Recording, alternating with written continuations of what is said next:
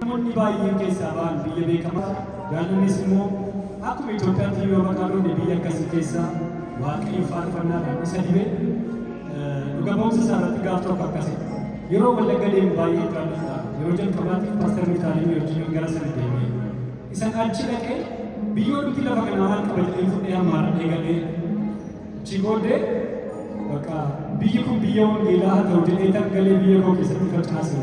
Iddoon itti facaase sanatti har'a waldaa kiristaanaatu ijaaramee jira. Iddoon dhugaa ba'uu qabu.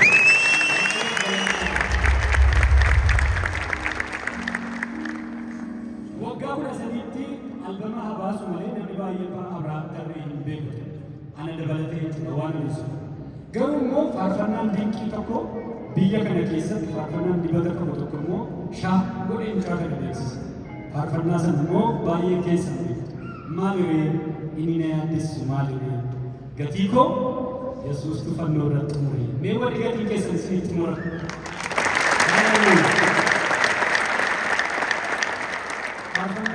Bara dhiyoo kana immoo yeroo namni hundumtuu dhiphatee du'ii addunyaa kana sodaachisee gabaan itti du'ii dhaadatu tokko immoo Abrahaam ammas jecha tokko jedhee dhufe. Waaqayyoof galannee haa ta'u.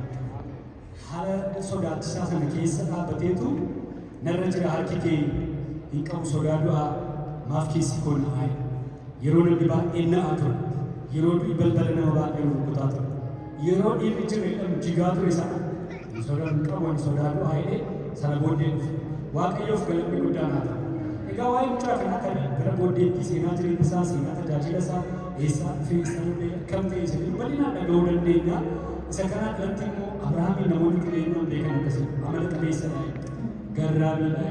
Nama quuquu nama nagaa tokko nama jaallatamaa tokkodha. Gatiittii bal'inee tajaajila isaa deemee waltajjii irra deemee bookkisuu malee iddoo kan biraatti hin argitanii dhugaa ba'uu fi amma sirra deemee al tokko waa'ee Abrahaamii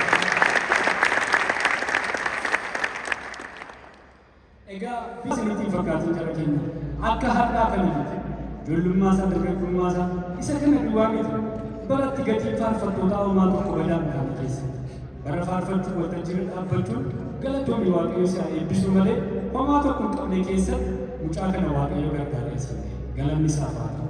Har'a immoo akkasii dhufe jabanni kee jedhe abbaan yeroo abbaan inni jabana qabu waaqayyoodha maqaa waaqayyo haa eebbifamu.